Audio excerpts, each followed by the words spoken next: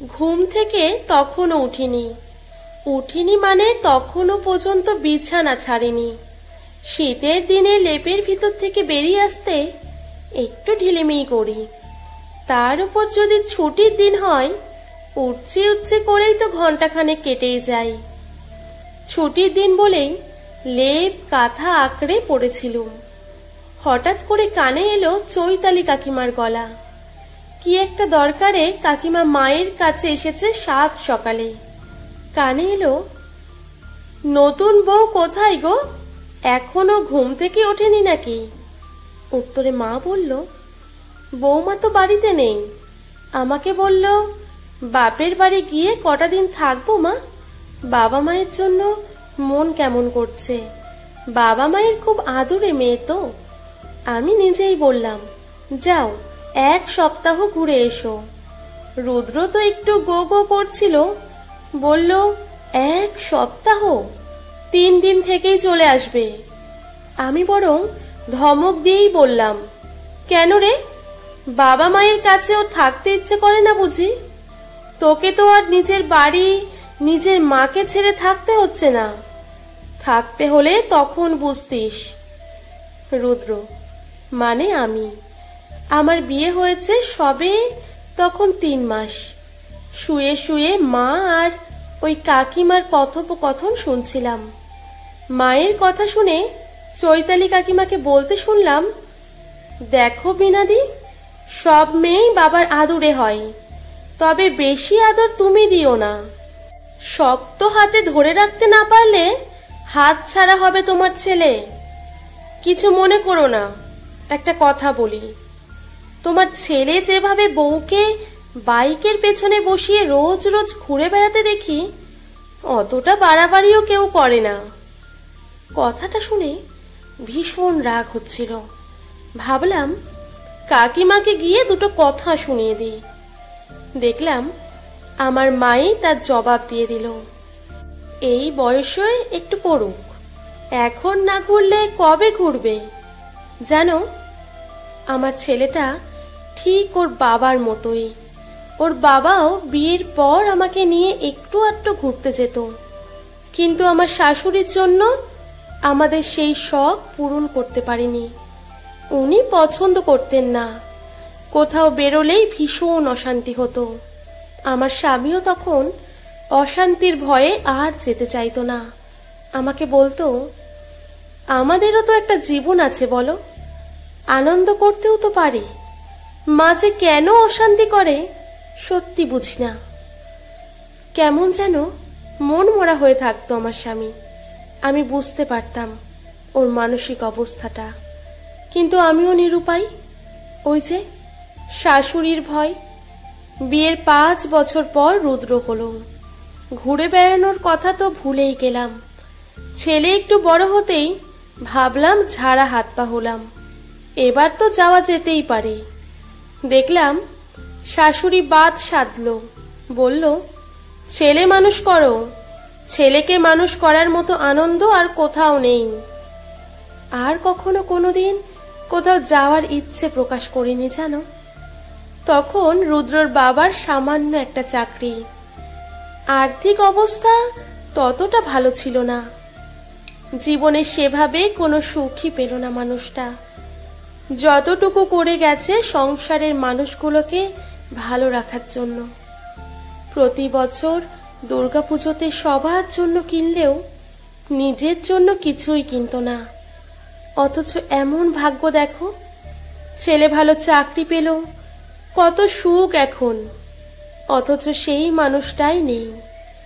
এই যে ছেলের বিয়ে দিয়েছি, এই যে ওরা ঘুরে বেড়াচ্ছে, আনন্দ করছে, এতেই আমার সুখ শান্তি।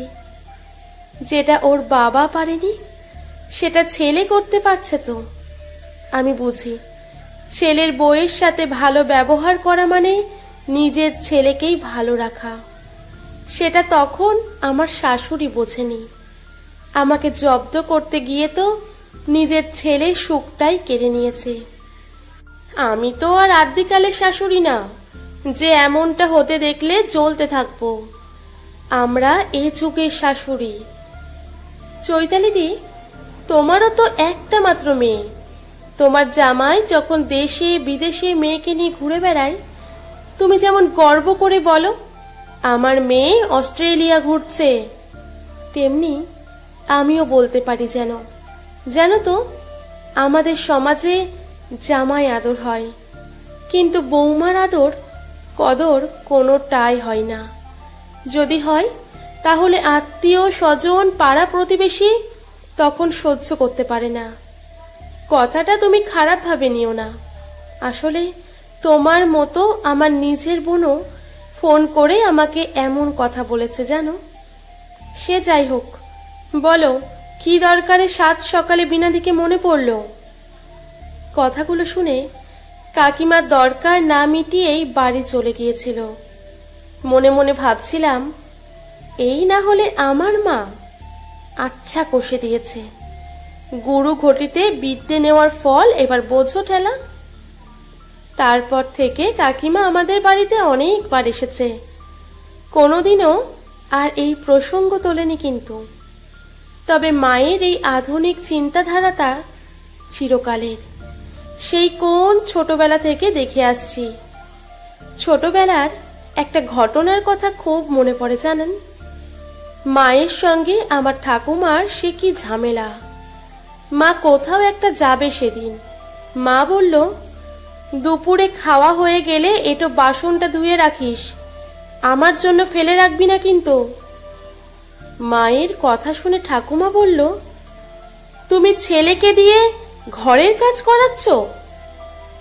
মনে রেখো, ও ছেলে, মেয়ে নয়। মা বলেছিল, ওর জন্যই ওকে করতে বলছি।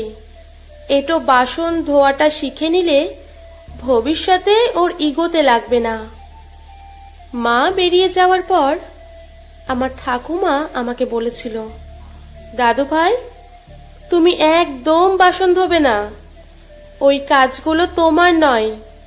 তোমার মায়ের বুদ্ধি শুদ্ধি একদম কম। তবে আমার বাবা আমার কানে কানে বলেছিল, মা যা বলছে তাই শোনো, খাওয়ার পর নিজের বাসনটা ধুয়ে রাখাই কর্তব্য। আমাকে দেখেছো তো, আমিও তো ধুয়ে রাখি। তোমার মা তোমাকে সঠিক কথাই বলে গেছে। তবে আমার বাবা সব সময়ই মাকেই সহযোগিতা করে গেছে। বাবা ভীষণ শান্তিপ্রিয় মানুষ। ঠাকুমার ঝামেলা অশান্তির ভয়ে অনেক সময় চুপ থাকলেও সঠিক শিক্ষাটাই বাবা আমাকে দিত। নিজের ভালো থাকা নয়, ভেবেছে পরিবারের মানুষগুলোর ভালো থাকার কথা। নিজে পুরনো পোশাক পরে দিনের পর দিন কাটিয়ে দিয়েছে, অথচ আমাদের কখনো অভাব রাখেনি। দুর্গাপুজোতে নিজের জন্য জামা প্যান্ট না কিনে আমাদের জন্য নিয়ে আসতো। মনে আছে, একবার কিছু টাকা জমিয়েছিলাম। একসঙ্গে অনেকগুলো খুচরো টাকা দেখে মা জিজ্ঞেস করেছিল, একসঙ্গে এতগুলো টাকা কোথায় পেলি? বলেছিলাম, জমিয়েছি, বাবাকে আমি একটা জামা কিনে দেব। এমন কথায় বাবার চোখে জল দেখেছিলাম। বাবা ভীষণ খুশি হয়েছিল। তারপর বলেছিল, ওই টাকা দিয়ে তোর মায়ের জন্য শাড়ি কিনে দিস। মায়ের প্রতি কি অসম্ভব ভালোবাসা ছিল বাবার। তবে বাড়ির প্রতিটা মানুষকে কিভাবে ভালো রাখা যায় এই শিক্ষাটা আমার বাবার থেকেই পাওয়া। ছোটবেলায় ভাবতাম আমিও বড় হয়ে ভালো চাকরি করে আমার বাবাকে দামি দামি পোশাক পরাবো, কিন্তু সে সৌভাগ্য হলো না। তার আগেই বাবা চলে গেলেন। তবে মায়ের জন্য চেষ্টা করি সবটুকু দিতে। মাকে ইচ্ছে মতো সাজাই। মায়ের ভালো থাকা মানেই ওপর থেকে বাবার আশীর্বাদ পাওয়া, এটা আমি ভীষণ ভাবে মানি। মাকে সাজানোর কথা বলতে গিয়ে একটা কথা মনে পড়ে গেল। আমার বিয়ে ঠিক 3 দিন পরের একটা ঘটনা। রুক্মিণী আমাকে বলল, তুমি তোমার মায়ের ব্যাপারে বেশ কেয়ারফুল। শুনলাম মাকে তুমি সোনার বালা করে দিয়েছ, বিয়ে বাড়িতে পরার জন্য। রিসেপশনের দিন যে শাড়িটা পরেছিল শাড়িটাও তো বেশ দামি, ওটাও তো তুমি কিনে দিয়েছো তাই না? রুক্মিণী মানে আমার বউ। রুক্মিণীর এমন কথা শুনে কেমন যেন একটা খটকা লেগেছিল। ভাবলাম মাত্র 2 দিন বাড়িতে এসেছে, এসব কথা জিজ্ঞাসা করছে। আমি হাসি মুখেই বললাম, মায়ের অনেক দিনের শখ ছিল সোনার বালা পরার। ভাবলাম আমার বিয়েতেই মাকে উপহার হিসেবে দেব। আমার এমন কথা শুনে রুক্মিণী কি যেন ভাবতে শুরু করলো। দেখলাম কথাটা শোনার পর মনটা ওর বিষণ্ণ হয়ে গেল। মনে হলো খুশি হলো না খুব একটা। জিজ্ঞেস করেছিলাম, মাকে দিয়ে কি কিছু ভুল করেছি আমি? কথাটা শুনে ও বলল, মাকে এরকম করে সাজাতে সবাই পারে না গো। আসলে তুমি ঠিক আমার বাবার মতো। আমার বাবাও আমার ঠাকুমার জন্য ঠিক এইভাবেই করত। তোমার এই দায়িত্ব দেখে এত ভালো লাগলো বলে বোঝাতে পারবো না। আসলে আমার ঠাকুমা 3 বছর আগে মারা গেছেন। তুমি এই বলতে আমার নিজের ঠাকুমার কথা মনে পড়ে গেল, তো তাই একটু খুব খুশি হয়েছিলাম এমন কথা শুনে। ভালো পরিবার মানে ভালো শিক্ষার আধার। তাই হয়তো এই ব্যাপারটা ওর চোখে শোভন ঠেকেছে। আজ 4 বছর হয়েছে আমার বিয়ে হয়েছে। মায়ের আধুনিক চিন্তাধারার সাথে আমার বউ সমান তালে তাল মিলিয়েছে। আমার সাধ্য মতো আমি যে একাই আমার মাকে সাজিয়াই তা কিন্তু নয়, আমার বউও আমার মাকে সাজিয়ে তোলে। আবার ওই বাড়িতেও মানে আমার শ্বশুর শাশুড়ির দায়িত্ব দুজনেই পালন করছি। আমার মা আমার শ্বশুর মশাইকে বলে, বেয়াই মশাই এই বাড়িতে চলে আসুন, একসাথে বরং থাকি। শ্বশুর মশাই বলেন, সময় হলেই ঠিক চলে যাব। তবে রুক্মিণীকে নিয়ে আমার ভীষণ গর্ব হয়। সংসারে এত সুন্দর ব্যালেন্স করে চলে, মনে হয় সব ভালো গুণগুলো ঈশ্বর ওর মধ্যে দিয়ে পাঠিয়েছেন। আজকাল বৌমার পাল্লায় পড়ে আমার মা চুড়িদার পরা থেকে শুরু করে বিউটি পার্লার পর্যন্ত দৌড়াচ্ছে। তবে বাবার জন্য দুঃখ হয়, যে মানুষটা আমাদের জন্য এতটা করেছে সেই মানুষটার আমাদের সাথে থাকা হয়নি। বাবা মারা যাওয়ার পর আমি মায়ের জন্য ভালো ভালো শাড়ি কিনে আনতাম। মা পরতে চাইতো না। মা বলতো, তোর বাবা যদি আজ থাকতো তাহলে সেই মানুষটাও তো একটু সুখ ভোগ করতে পারতো। বাবার জন্য কিছু করতে পারিনি বলে একটা দুঃখ আমিও পেতাম সব সময়। তারপর মা একদিন বলল, তোর বাবার জন্য করতে পারিসনি সে দুঃখ পূরণ হবে। যাদের কিছু নেই তোর সাধ্য মতো তাদের জন্য কিছু করিস, ওতেই তোর বাবার আত্মার শান্তি পাবে। মায়ের এমন আধুনিক চিন্তাকে আমি শ্রদ্ধা জানিয়ে বলেছিলাম, ঠিক বলেছ মা, ওটাই হবে আমার উচিত কাজ। প্রতি বছর পুজো আসলে কিছু পোশাক আশাক তুলে দিই তাদের হাতে, যাদের পুজোতে পরার মতো কোনো নতুন পোশাকই হয় না। সেই ট্র্যাডিশন 7 বছর ধরে চলে আসছে।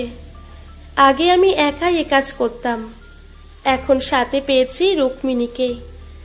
1 বছর হলো রুক্মিণী চাকরি পেয়েছে। আমার মা বলে, আধুনিকতা পোশাক আশাক কথাবার্তায় আসে না, আসে আচারে ব্যবহারে, মনে মনে চিন্তা ভাবনায় আর সঠিক কাজের মধ্যে দিয়ে। পরিবার হলো এমন একটা পাঠশালা, যে পাঠশালায় বাবা মা হলেন জীবন্ত দুটো বই। তাদের আধুনিক শিক্ষাতেই জীবন সুন্দর হয়ে ওঠে। কলমে সরজিৎ ঘোষ।